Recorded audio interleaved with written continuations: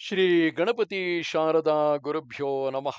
ಯತ್ರ ಯೋಗೇಶ್ವರ ಕೃಷ್ಣೋ ಯತ್ರ ಪಾರ್ಥೋ ಧನುರ್ಧರಃ ಯತ್ರ ಶ್ರೀ ವಿಜಯ ಭೂತಿರ್ಧ್ರುವ ನೀತಿರ್ಮತಿರ್ಮಮ. ಶ್ರೋತೃಗಳಿಗೆ ಶ್ರೀ ಅಳಸಿಂಗರಾಚಾರ್ಯ ವಿರಚಿತ ಶ್ರೀ ವ್ಯಾಸ ಮಹರ್ಷಿ ಪ್ರಣೀತ ಶ್ರೀಮನ್ ಮಹಾಭಾರತದ ಕರ್ಣ ಪರ್ವದಲ್ಲಿ ಅರ್ಜುನನಿಗೆ ಧರ್ಮಗಳನ್ನು ಬೋಧಿಸುತ್ತಿದ್ದ ಕರ್ಣನನ್ನು ನೋಡಿ ಕೃಷ್ಣನು ಅವನ ದುಷ್ಕೃತ್ಯಗಳನ್ನು ಜ್ಞಾಪಿಸಿ ನಿಂದಿಸಿದುದು.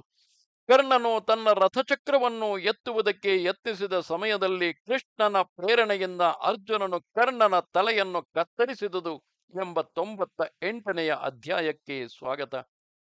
ಓ ರಾಜೇಂದ್ರ, ಧೃತರಾಷ್ಟ್ರನನ್ನು ಕುರಿತು ಸಂಜಯನು ಹೇಳುತ್ತಿರುವನು. ಆಗ ಮಹಾತ್ಮನಾದ ಕೃಷ್ಣನು ಕರ್ಣನನ್ನು ನೋಡಿ, ಓ ರಾಧೇಯ, ಈಗಲಾದರೂ ದೈವಾಧೀನದಿಂದ ಧರ್ಮವು ನಿನ್ನ ನೆನಪಿಗೆ ಬಂದಿತಲ್ಲವೇ? ಅದಿರಲಿ, ಪಾಂಡವರು ಯಾವಾಗಲೂ ಧರ್ಮಕ್ಕೆ ಬದ್ಧರಾದವರು. ಆದುದರಿಂದ ಆ ಧರ್ಮವೇ ಅವರಿಗೆ ವೃದ್ಧಿಯನ್ನು ತರುವುದು. ಈ ಪಾಂಡವರ ಶತ್ರುಗಳೆಲ್ಲ ಧರ್ಮವನ್ನು ಬಿಟ್ಟವರೇ. ಅದರಿಂದಲೇ ಕುರುಗಳು ನಾಶಕ್ಕೀಡಾದರು. ಕಾಯಕವಾಗಿ ನೀಚ ಮನುಷ್ಯರು ಕಷ್ಟದಲ್ಲಿ ಸಿಕ್ಕಿಬಿದ್ದಾಗ ದೈವವನ್ನು ನಿಂದಿಸುವರೇ ಹೊರತು ತಾವು ಮಾಡಿದ ದುಷ್ಕಾರ್ಯಗಳನ್ನು ನೆನೆಸುವುದಿಲ್ಲ.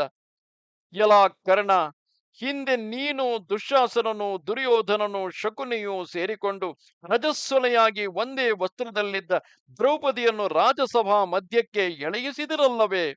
ಆಗ ನಿಮ್ಮ ಧರ್ಮವೆಲ್ಲಿ ಹೋಗಿತ್ತು? ಪಾಂಡವರು 12 ವರ್ಷಗಳ ವನವಾಸವನ್ನು, 1 ವರ್ಷದ ಅಜ್ಞಾತವಾಸವನ್ನು ಮುಗಿಸಿಕೊಂಡು ಬಂದ ಮೇಲೆ ನೀವು ಅವರಿಗೆ ಕೊಟ್ಟ ಮಾತಿನಂತೆ ರಾಜ್ಯವನ್ನೇಕೆ ಕೊಡಲಿಲ್ಲ? ಆಗ ನಿಮ್ಮ ಧರ್ಮವೆಲ್ಲಿ ಹೋಗಿತ್ತು? ಹಿಂದೆ ದುರ್ಯೋಧನನು ನಿನ್ನ ದುರ್ಬೋಧನೆಯ ಮೇಲೆ ಭೀಮನನ್ನು ಸರ್ಪಗಳಿಂದಲೂ ವಿಷಭೋಜನದಿಂದಲೂ ಕೊಲ್ಲುವುದಕ್ಕೆ ಯತ್ನಿಸಿದನಲ್ಲವೇ? ಆಗ ನಿನಗೆ ಈ ಧರ್ಮ ಬುದ್ಧಿ ಎಲ್ಲಿ ಹೋಗಿತ್ತು? ಹಿಂದೆ ಸಭೆಯಲ್ಲಿ ರಜಸ್ವಲೆಯಾದ ದ್ರೌಪದಿಯನ್ನು ಬಲಾತ್ಕಾರದಿಂದ ಸೆಳೆದು ತಂದಾಗ ನೀನು ಅವಳನ್ನು ನೋಡಿ ನಕ್ಕೆಯಲ್ಲವೇ? ಆಗ ನಿನ್ನ ಧರ್ಮವೆಲ್ಲಿ ಹೋಗಿತ್ತು? ಹಿಂದೆ ಆ ದುಷ್ಟರ ಕೈಯಲ್ಲಿ ಹಿಂಸೆಗೊಳಗಾದ ದ್ರೌಪದಿಯನ್ನು ನೀನು ಸುಮ್ಮನೆ ನೋಡುತ್ತಿದ್ದೆಯಲ್ಲವೇ? ಆಗ ನಿನ್ನ ಧರ್ಮವೆಲ್ಲಿ ಹೋಗಿತ್ತು? ಆಗಲೂ ನೀನು ಆ ದ್ರೌಪದಿಯನ್ನು ನೋಡಿ, ಕೃಷ್ಣೇ, ನಿನ್ನ ಪತಿಗಳು ಶಾಶ್ವತವಾದ ನರಕಕ್ಕೆ ಬಿದ್ದರು, ಬೇರೆ ಪತಿಯನ್ನು ವರಿಸು ಎಂದು ಹೇಳಿದೆಯಲ್ಲವೇ? ಆಗ ನಿನ್ನ ಧರ್ಮ ಎಲ್ಲಿ ಹೋಗಿತ್ತು? ಮಹಾರಥರೆನಿಸಿದ ನೀವು ಬಹುಮಂದಿ ಸೇರಿಕೊಂಡು ಬಾಲನಾದ ಅಭಿಮನ್ಯುವನ್ನು ನಡುವೆ ಸಿಕ್ಕಿಸಿಕೊಂಡು ಕೊಂದಿರಲ್ಲವೇ? ಆಗ ನಿಮ್ಮ ಧರ್ಮವೆಲ್ಲಿ ಹೋಯಿತು? ಆ ಸಂದರ್ಭಗಳೊಳಗೆಲ್ಲ ಇಲ್ಲದ ಧರ್ಮಗಳನ್ನು ಈಗ ಬರೀ ಮಾತುಗಳಿಂದ ಗಂಟಲೊಳಗುವಂತೆ ನುಡಿದು ಫಲವೇನು? ಓ ಸೂತ, ಈಗ ನೀನು ಈ ಯುದ್ಧರಂಗದಲ್ಲಿ ನಿನ್ನ ಧರ್ಮಗಳನ್ನು ಹೇಗೆ ಬೇಕಾದರೂ ಹೊಗಳು. ನೀನು ಬೇರೆ ಜೀವದಿಂದ ತಪ್ಪಿಸಿಕೊಂಡು ಹೋಗಲಾರೆ. ಹಿಂದೆ ನಳರಾಜನು ಪುಷ್ಕರನಿಂದ ಪಗಡೆಯಾಟದಲ್ಲಿ ಸೋಲಿಸಲ್ಪಟ್ಟು ಎಷ್ಟೋ ಕಷ್ಟಕ್ಕೀಡಾದನು. ಆದರೇನು, ತಿರುಗಿ ಅವನು ತನ್ನ ವೀರ್ಯದಿಂದ ಅಪಾರ ಯಶಸ್ಸನ್ನು, ರಾಜ್ಯವನ್ನು ಹೊಂದಿದನು. ಅದರಂತೆಯೇ ಈಗ ಪಾಂಡವರು ಶತ್ರುಗಳನ್ನು ಕೊಂದು ಸೋಮಕರೊಡನೆ ರಾಜ್ಯವನ್ನು ಪಡೆದು ಸುಖಿಸುವರು. ಧರ್ಮದಿಂದ ರಕ್ಷಿತರಾದ ಪಾಂಡವರಿಂದ ಧಾರ್ತ್ರ ರಾಷ್ಟ್ರರು ನಾಶವನ್ನು ಹೊಂದುವರು ಎಂದನು. ಕೃಷ್ಣನ ಈ ಮಾತುಗಳನ್ನು ಕೇಳಿ ಕರ್ಣನು ಲಜ್ಜೆಯಿಂದ ತಲೆಬಗ್ಗಿಸಿಕೊಂಡು ಯಾವ ಮಾತನ್ನು ಆಡದೆ ಸ್ವಲ್ಪ ಹೊತ್ತು ಸುಮ್ಮನಿದ್ದನು. ಆಮೇಲೆ ತಿರುಗಿ ಕೋಪೋದ್ರೇಕದಿಂದ ತುಟಿಗಳನ್ನು ನಡುಗಿಸುತ್ತಾ ಬಿಲ್ಲನ್ನು ಎತ್ತಿ ಹಿಡಿದು ಮಹಾವೇಗದಿಂದ ಯುದ್ಧವನ್ನು ಆರಂಭಿಸಿದನು. ಆಗ ಶ್ರೀಕೃಷ್ಣನು ಅರ್ಜುನನನ್ನು ನೋಡಿ, ಪಾರ್ಥ, ಈಗ ನೀನು ನಿನ್ನ ದಿವ್ಯಾಸ್ತ್ರದಿಂದಲೇ ಅವನನ್ನು ಕೊಂದು ಕೆಡಹಬೇಕು ಎಂದನು. ಕೃಷ್ಣನ ಮಾತನ್ನು ಕೇಳಿ ಅರ್ಜುನನಿಗೂ ಕೋಪಾವೇಶವು ಹೆಚ್ಚಿತು. ಕರ್ಣನು ತನಗೆ ಮಾಡಿದ ಹಿಂದಿನ ಅಪರಾಧಗಳೆಲ್ಲವೂ ಅವನ ನೆನಪಿಗೆ ಬಂದವು. ಆ ಕೋಪದಿಂದ ಅವನು ಸರ್ವೇಂದ್ರಿಯಗಳಿಂದಲೂ ಬೆಂಕಿಯ ಜ್ವಾಲೆಯು ಹೊರಡುವಂತಾಗಿ ಅದು ನೋಡುವವರಿಗೆ ಆಶ್ಚರ್ಯವನ್ನುಂಟು ಮಾಡಿತು. ಇದನ್ನು ನೋಡಿ ಕರ್ಣನು ಬ್ರಹ್ಮಾಸ್ತ್ರದಿಂದ ಅರ್ಜುನನನ್ನು ಎದುರಿಸಿ ಬಾಣಗಳನ್ನು ಕರೆದನು. ಕರ್ಣನು ಅರ್ಜುನನ ಅಸ್ತ್ರಗಳನ್ನು ತನ್ನ ವಸ್ತ್ರಗಳಿಂದ ನಿವಾರಿಸಿದನು. ಅರ್ಜುನನು ಅವನ ಅಸ್ತ್ರಗಳನ್ನು ತಡೆದುದಲ್ಲದೆ ಅಗ್ನಿದೇವತಾತ್ಮಕವಾದ ಬೇರೊಂದು ಅಸ್ತ್ರವನ್ನು ಕರ್ಣನ ಮೇಲೆ ಪ್ರಯೋಗಿಸಿದನು. ಉರಿಯನ್ನು ಕೆದರುತ್ತಾ ಬರುತ್ತಿದ್ದ ಆ ಆಗ್ನೇಯಾಸ್ತ್ರವನ್ನು ಕರ್ಣನು ವಾರುಣಾಸ್ತ್ರದಿಂದ ನಂದಿಸಿ ದಿಕ್ಕುಗಳನ್ನೆಲ್ಲ ಕತ್ತಲೆ ಕವಿಸುವಂತೆ ಮೇಘಾಸ್ತ್ರವನ್ನು ಬಿಟ್ಟನು. ಅರ್ಜುನನು ವಾಯವ್ಯಾಸ್ತ್ರದಿಂದ ಆ ಮೇಘಗಳನ್ನು ಚದುರಿಸಿಬಿಟ್ಟನು. ಆಮೇಲೆ ಕರ್ಣನು ಅಗ್ನಿಯಂತೆ ಜ್ವಲಿಸುವ ಒಂದು ಭಯಂಕರ ಬಾಣದಿಂದ ಅರ್ಜುನನನ್ನು ಕೊಲ್ಲಬೇಕೆಂದು ಅದನ್ನು ಕೈಗೆತ್ತಿಕೊಂಡನು. ಅದನ್ನು ಕರ್ಣನು ಧನುಸ್ಸಿನಲ್ಲಿ ಸಂಧಾನ ಮಾಡುವಾಗಲೇ ಪರ್ವತಾರಣ್ಯಗಳೊಡನೆ ಭೂಮಿಯು ನಡುಗಿದಂತಾಯಿತು. ಧೂಳಿನೊಡನೆ ಬಿರುಗಾಳಿ ಎದ್ದು ದಿಕ್ಕುಗಳೆಲ್ಲ ಆ ಧೂಳಿನಿಂದ ಮರೆಸಿ ಹೋಯಿತು. ದೇವತೆಗಳಲ್ಲಿ ಹಾಹಾಕಾರ ಉಂಟಾಯಿತು. ಆ ಬಾಣವನ್ನು ನೋಡಿ ಪಾಂಡವರಿಗೂ ಮನಸ್ಸಿನಲ್ಲಿ ಭೀತಿ ಹುಟ್ಟಿತು. ಕರ್ಣನು ಆ ಬಾಣವನ್ನು ವೇಗದಿಂದೆಳೆದು ಬಿಟ್ಟೊಡನೆ ವಜ್ರದಂತೆ ಕ್ರೂರವಾದ ಆ ಬಾಣವು ಅರ್ಜುನನ ಎದೆಗೆ ತಾಗಿ ಹುತ್ತವನ್ನು ಹುಗುವ ಹಾವಿನಂತೆ ಅಲ್ಲಿ ನಾಟಿತು. ಇದರಿಂದ ಅರ್ಜುನನು ಬಹಳವಾಗಿ ನೊಂದು ಒಂದು ನೆಲೆಯಲ್ಲಿ ನಿಲ್ಲಲಾರದೆ ತತ್ತಳಿಸಿ ಹೋದನು. ಅವನ ಕೈಯಲ್ಲಿದ್ದ ಗಾಂಡೀವವು ಸಡಲಿ ಬಿದ್ದಿತು. ಭೂಕಂಪವಾದಾಗ ಪರ್ವತವು ನಡುಗುವಂತೆ ಅರ್ಜುನನ ದೇಹವು ಅದರಿಂದ ನಡುಗಿ ಹೋಯಿತು. ಹೀಗೆ ಅರ್ಜುನನು ಪ್ರಜ್ಞೆ ತಪ್ಪಿದಂತಿದ್ದ ಸಮಯವನ್ನು ನೋಡಿ ಕರ್ಣನು ಥಟ್ಟನೆ ರಥದಿಂದ ಕೆಳಕ್ಕಿಳಿದು ನೆಲದಲ್ಲಿ ಹೂತು ಹೋದ ರಥಚಕ್ರವನ್ನು ಮೇಲಕ್ಕೆ ಎತ್ತುವ ಪ್ರಯತ್ನವನ್ನು ಮಾಡಿದನು. ಇವನು ತನ್ನ ಎರಡೂ ತೋಳುಗಳನ್ನು ಕಚಕ್ಕೆ ಕೊಟ್ಟು ಎಷ್ಟೆಷ್ಟು ವಿಧದಲ್ಲಿ ಪ್ರಯತ್ನ ಪಟ್ಟರೂ ದೈವವು ಅವನಿಗೆ ವಿಪರೀತವಾಗಿದ್ದುದರಿಂದ ಚಕ್ರವನ್ನೆತ್ತಲು ಸಾಧ್ಯವಾಗಲಿಲ್ಲ. ಅವನು ಮಹಾ ಬಲವುಳ್ಳವನಾದರೂ ಅವನ ಬಲವು ಕೆಲಸಕ್ಕೆ ಬಾರದೆ ಹೋಯಿತು. ಇಷ್ಟರಲ್ಲಿ ಅರ್ಜುನನಿಗೆ ಮೈ ಮೇಲೆ ಪ್ರಜ್ಞೆ ಬಂದು ಚೇತರಿಸಿಕೊಂಡನು. ಕೂಡಲೇ ಯಮದಂಡಕ್ಕೆ ಸಮಾನವಾದ ಪ್ರಾಂಜಲಿಕವೆಂಬ ಬಾಣವನ್ನು ಕೈಗೆತ್ತಿಕೊಂಡನು. ಆಗ ಕೃಷ್ಣನು ಅರ್ಜುನನನ್ನು ನೋಡಿ, ಅರ್ಜುನ, ತ್ವರೆ ಮಾಡು, ತ್ವರೆ ಮಾಡು. ಕರ್ಣನು ರಥವನ್ನೇರುವಷ್ಟರೊಳಗಾಗಿ ಇದೇ ಬಾಣದಿಂದ ಅವನ ತಲೆಯನ್ನು ಕಡಿದು ಬಿಡು ಎಂದು ಆತುರಗೊಳಿಸಿದನು. ರಾಜೇಂದ್ರ, ಲೋಕಪ್ರಭುವಾದ ಆ ಶ್ರೀಕೃಷ್ಣನ ಆಜ್ಞೆಗೆ ಅರ್ಜುನನು ಹಾಗೆಯೇ ಆಗಲೆಂದು ಹೇಳಿ ಜಾಜ್ವಲ್ಯಮಾನವಾದ ಬಾಣವನ್ನೆತ್ತಿ ಕರ್ಣನ ರಥದಲ್ಲಿ ಸೂರ್ಯನಂತೆ ಜ್ವಲಿಸುವ ಧ್ವಜದ ಗುರುತಾದ ಕಕ್ಷೆಯನ್ನು ಕಡಿದನು. ಮುತ್ತಿನ ಮಣಿಗಳಿಂದಲೂ ವಜ್ರದಿಂದಲೂ ಸುವರ್ಣದಿಂದಲೂ ಶಿಲ್ಪಕಲೆಯಲ್ಲಿ ಪ್ರಸಿದ್ಧರಾದ ಕೆಲಸಗಾರರಿಂದ ರಚಿಸಲ್ಪಟ್ಟ ಆ ಕರ್ಣನ ಧ್ವಜವು ಅತ್ಯಂತ ಮಂಗಳಕರವಾದುದು. ಕೌರವ ಸೈನ್ಯಕ್ಕೆ ಯಾವಾಗಲೂ ಜಯಸೂಚಕವಾದುದು. ದರ್ಶನ ಮಾತ್ರದಿಂದಲೇ ಶತ್ರುಗಳನ್ನು ಹೆದರಿಸತಕ್ಕದು. ಲೋಕವಿಖ್ಯಾತವಾದುದು. ಸೂರ್ಯ ಚಂದ್ರಾಗ್ನಿಗಳಂತೆ ಕಾಂತಿಯುಳ್ಳದ್ದು. ಇಂತಹ ಧ್ವಜವನ್ನು ಅರ್ಜುನನು ಚಿನ್ನದ ಹಿಡಿಯುಳ್ಳ ಒಂದು ಕ್ಷುರಪ್ರದಿಂದ ಕಡಿದು ಕೆಡಗಿಬಿಟ್ಟನು. ಕರ್ಣನ ಆ ಉತ್ತಮ ಧ್ವಜದೊಡನೆ ಕೌರವರ ಕೀರ್ತಿಯು, ಹೆಮ್ಮೆಯು, ಅವರ ಎಲ್ಲ ಕಾರ್ಯ ಪ್ರಯತ್ನಗಳು, ಅವರ ಹೃದಯದ ಧೈರ್ಯವು ಏಕಕಾಲದಲ್ಲಿ ಮುರಿದು ಬಿದ್ದವು. ಆಗ ನಮ್ಮ ಸೈನ್ಯದಲ್ಲಿ ದೊಡ್ಡ ಹಾಹಾಕಾರವೆದ್ದಿತು. ಕರ್ಣನ ಧ್ವಜವು ಮುರಿದು ಬಿದ್ದಾಗಲೇ ನಮ್ಮ ಕಡೆಯವರಿಗೆ ಕರ್ಣನಲ್ಲಿದ್ದ ಜಯದಾಸೆಯು ಬಿಟ್ಟು ಹೋಯಿತು. ಇಷ್ಟರಲ್ಲಿ ಲಾಗಿ ಅರ್ಜುನನು ಕರ್ಣನನ್ನು ಕೊಲ್ಲಬೇಕೆಂಬ ಆತುರದಿಂದ ಇಂದ್ರನ ವಜ್ರಾಯುಧಕ್ಕೂ ಅಗ್ನಿಗೂ ಯಮದಂಡಕ್ಕೂ ಸಮಾನವಾದ ಅಂಜಳಿಕವೆಂಬ ಒಂದು ಬಾಣವನ್ನು ಬತ್ತಳಿಕೆಯಿಂದ ಕೈಗೆತ್ತಿಕೊಂಡನು.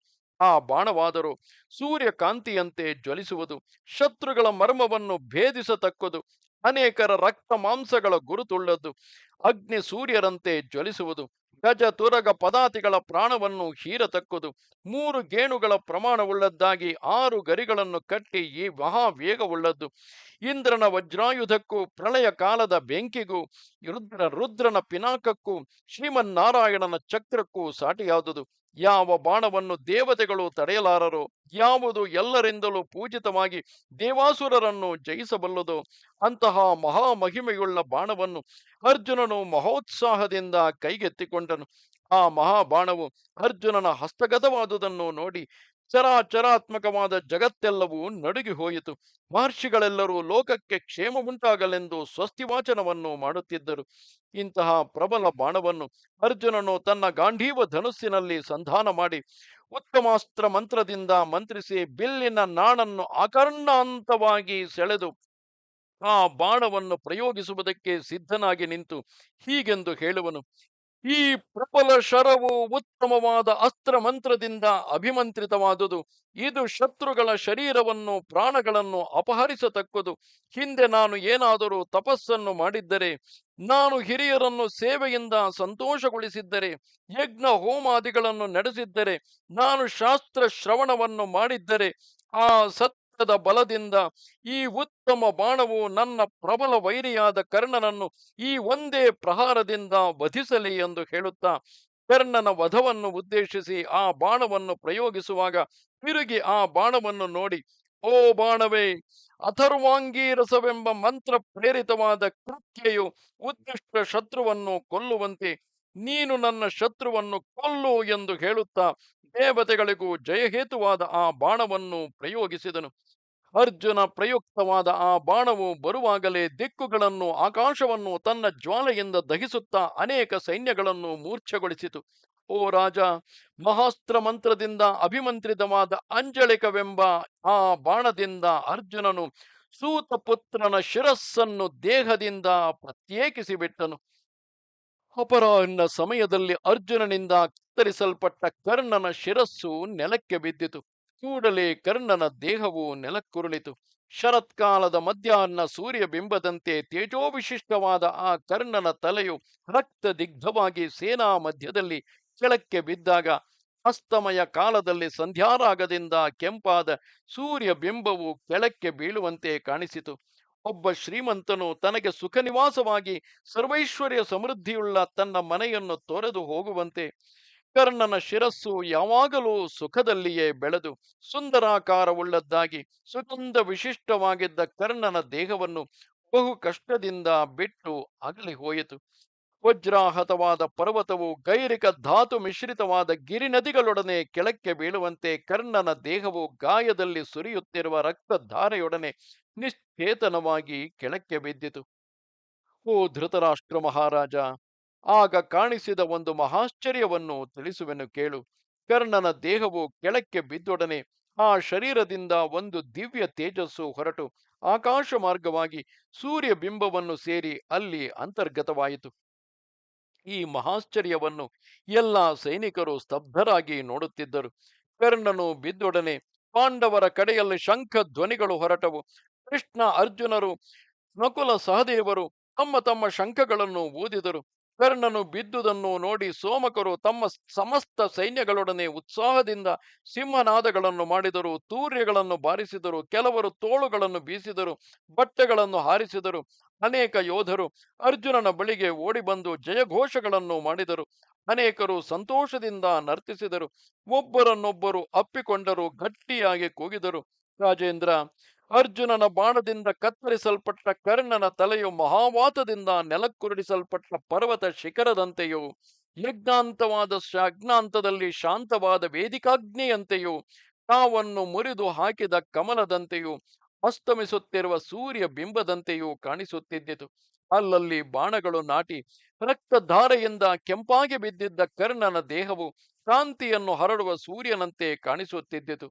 ಧೃತರಾಷ್ಟ್ರ ಮಹಾರಾಜ, ಕರ್ಣನೆಂಬ ಸೂರ್ಯನು ಬಾಣಗಳೆಂಬ ಕಿರಣಗಳಿಂದ ಶತ್ರು ಸೈನ್ಯವನ್ನು ಬಹಳವಾಗಿ ತಾಪಗೊಳಿಸಿ ಅರ್ಜುನನೆಂಬ ಕಾಲನಿಂದ ಅಸ್ತಮಯ ಹೊಂದಿಸಲ್ಪಟ್ಟನು. ಅಸ್ತಂಗತನಾಗುವ ಸೂರ್ಯನು ತನ್ನ ಪ್ರಭೆಯನ್ನು ಎಳೆದುಕೊಂಡು ಹೋಗುವಂತೆ ಅರ್ಜುನನ ಬಾಣವು ಕರ್ಣನ ಜೀವವನ್ನು ಎಳೆದುಕೊಂಡು ಹೊರಟು ಹೋಯಿತು.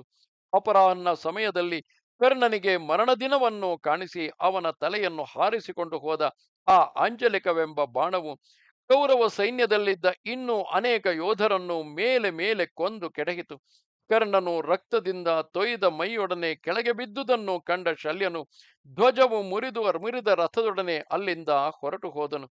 ಕರ್ಣನು ಹತನಾದೊಡನೆ ಕೌರವರು ಭಯದಿಂದ ತಿರುಗಿ ತಿರುಗಿ ಅರ್ಜುನನ ರಥದ ಮೇಲಿನ ಧ್ವಜವನ್ನು ನೋಡುತ್ತಾ ಓಡಿಬಿಟ್ಟರು. ಕರ್ಣನ ಶಿರಸ್ಸು ಆಕಾಶದಿಂದ ಕೆಳಕ್ಕೆ ಬಿದ್ದ ಸೂರ್ಯ ಬಿಂಬದಂತೆ ರಣಾಂಗಣವನ್ನೆಲ್ಲ ಬೆಳಗುತ್ತಿದ್ದಿತು. ಯುದ್ಧದಲ್ಲಿ ಹೋರಾಡಿ ಕೊನೆಗೆ ದೀರ್ಘನಿದ್ರೆಯನ್ನು ಹಿಡಿದಂತೆ ತುಟಿಯನ್ನು ಕಚ್ಚಿಕೊಂಡು ಕೆಂಪೇರಿದ ಕಣ್ಣುಗಳೊಡನೆ ರಥದ ಹಿಂಭಾಗದಲ್ಲಿ ಬಿದ್ದಿದ್ದ ಕರ್ಣನ ಕಳೇಬರವನ್ನು ನೋಡಿ ಸೂರ್ಯನು ಸ್ವಲ್ಪ ಹೊತ್ತಿನವರೆಗೆ ಕಾಂತಿಗುಂದಿದಂತಾದನು. ಆಗ ವಾದ್ಯಗಳೆಲ್ಲ ನಿಂತು ಹೋಗಿ ಅನೇಕ ಯೋಧರು ಹತರಾಗಿ ಹೆಮ್ಮೆ ಎಡಗೆದ್ದ ಕೌರವ ಸೈನ್ಯವು ಕರ್ಣ ವಿಯೋಗದಿಂದ ಚಂದ್ರನಿಲ್ಲದ ಗ್ರಹ ಸಮೂಹದಂತೆ ಕಾಣಿಸಿತು. ಸಹಸ್ರಾಕ್ಷರೆನಿಸಿದ ಇಂದ್ರನಿಗೆ ಸಮಾನವಾದ ಪೌರುಷ ಕಾರ್ಯವುಳ್ಳ ಆ ಕರ್ಣನ ಸಹಸ್ರ ದಳ ಪದ್ಮಕ್ಕೆ ಎಣೆಯಾದ ಮುಖವು ಅಸ್ತಮಯದಲ್ಲಿ ಸಹಸ್ರ ರಶ್ಮಿಯುಳ್ಳ ಸೂರ್ಯನ ಬಿಂಬದಂತೆ ನೆಲದಲ್ಲಿ ಬಿದ್ದಿತು. ಅಗಲವಾದ ಎದೆಯಿಂದಲೂ ಕಮಲದಂತಿರುವ ಮುಖದಿಂದಲೂ ಬಂಗಾರದಂತಿರುವ ಮೈಬಣ್ಣದಿಂದಲೂ ಶೋಭಿತವಾದ ಕರ್ಣನ ದೇಹವು ನೆಲದ ಮಣ್ಣಿನ ಮೇಲೆ ಬಿದ್ದು ಮಲಿನವಾಗಿದ್ದುದನ್ನು ಕಂಡು ಸೂರ್ಯನು ಪುತ್ರವಿಯೋಗ ದುಃಖದಿಂದ ಅಡಿ ಇಡಲಾಗದೆ ಮೆಲ್ಲಗೆ ಮುಂದೆ ಸಾಗುವಂತೆ ಹಸ್ತಗಿರಿಯನ್ನು ಸೇರಿದನು. ಇದು 98ನೆಯ ಅಧ್ಯಾಯವು. ನಮಸ್ತೆ ಶಾರದೆ ದೇವಿ, ಕಾಶ್ಮೀರ ಪುರವಾಸಿನಿ, ತ್ವಾಮಹಂ ಪ್ರಾರ್ಥೆಗೆ ನಿತ್ಯಂ, ವಿದ್ಯಾದಾನಂಚ ದೇಹಿಮೆ. ನಮಸ್ಕಾರ.